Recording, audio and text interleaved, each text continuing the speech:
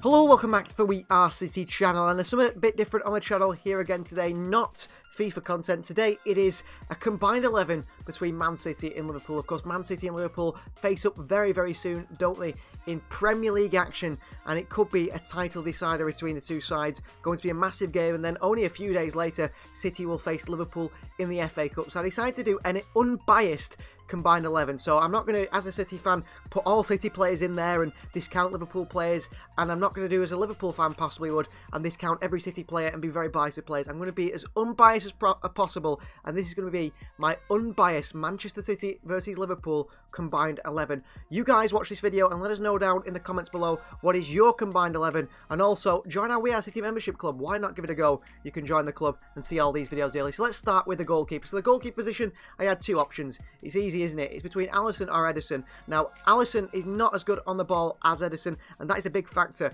When I think about it, would Allison fit in Manchester City's team? Well, he wouldn't be able to play in City's team because of the ball, not so good at the ball at his feet.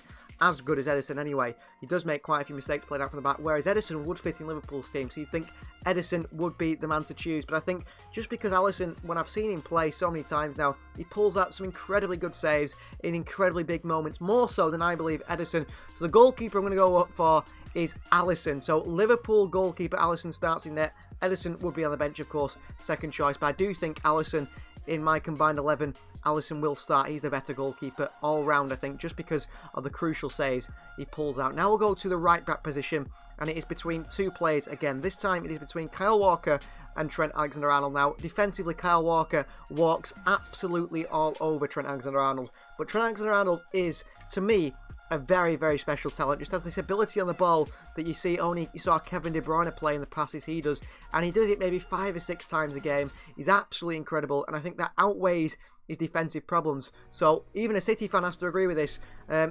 We go with Trent Alexander-Arnold at right back. So straight away in our combined 11, 2 Liverpool players in there. Allison in goal, Trent Alexander-Arnold at right back ahead of Kyle Walker. Now for left back, and again, 2 options once more. One is Andrew Robertson, who has been incredible for Liverpool, hasn't he? What a signing, 8 million from Hull City. And the other one who plays at left back for Manchester City is João Cancelo. Now, Cancelo is, I think, near Trent Alexander-Arnold level, if not at Trent Alexander-Arnold level. Imagine having Arnold and Cancelo in the full-back positions. That would be incredible, wouldn't it? So I have gone with João Cancelo this time. And I think even Liverpool fans admit this season, and possibly last season as well, Cancelo has been the better full-back than Robertson. I admit that Allison and Arnold are better than Edison and Walker, but I can't admit Cancelo is better than Robertson. I think Liverpool fans will agree with that one. João Cancelo goes in the full-back position. Now, for the centre-back positions, these two positions pick themselves, don't they? There's only 2 possible players that can go in there. You might see some City fans try and argue Stones and Laporte. No way, no way. You might see some Liverpool fans try and argue, I don't know, Joel Matip or Ibrahim Konate. No way. So the first centre-back is, of course, on the right-hand side, Manchester City's Ruben Dias. Captain for the club most of the time now. Absolutely rock solid. One of the top 2 best centre-backs in the Premier League. And he is joined by Liverpool's Dutch absolute leader, Colossus at the back, Virgil van Dijk. And I think that is a very, very fair combined back line or back 5 there, isn't it? Cancelo at left back, Arnold at right back, Diaz and Van Dijk at the centre-back positions, and Allison in goal. I think that is very fair. I think City and Liverpool fans, if Liverpool fans you're watching, you can both agree that is a fair combined defence there. Now, holding midfield is between 2 players. Again, this one is between Rodri and Fabinho. And I think one player has just taken his game to the next level this season, and that is Manchester City's Rodri. Rodri is just, I think, edges Fabinho out purely for his ability on the ball. I think Fabinho is a brilliant player, by the way, and that Panenka penalty he scored for Liverpool in the cup final against Chelsea was absolutely audacious, ridiculous. He's a really good holding midfielder. But I just think this season, Rodri has been that little bit better. And I think people would take Rodri ahead of Fabinho purely for this season alone. But I think last season, if you asked me, I would have taken Fabinho in a heartbeat. I think he was better than Rodri. Into the midfield now, and I think Liverpool fans might be a little bit unhappy with the midfield. But they have to admit that City have just got an immediate amazing amount of midfielders, haven't we? Absolutely unlimited amount of midfield. So on the left-hand side of midfield, I've gone with Bernardo Silva, which I think no Liverpool fan can argue with. The only midfield I believe that Liverpool fans could argue to get into this team is perhaps Thiago. But if you're arguing for Thiago to get into this team, you argue on, on past performances, and you're arguing on past, chances to win things and past achievements. Right now, right here, right now, if you had to pick from this season as well, Bernardo Silva, who took 4 Liverpool players for a walk in the game at Anfield. He's got to be in the starting 11, hasn't he, really, between the two sides? And on the other side, one of the best players in the Premier League, and no Liverpool fan would leave this man out. It is Kevin De Bruyne.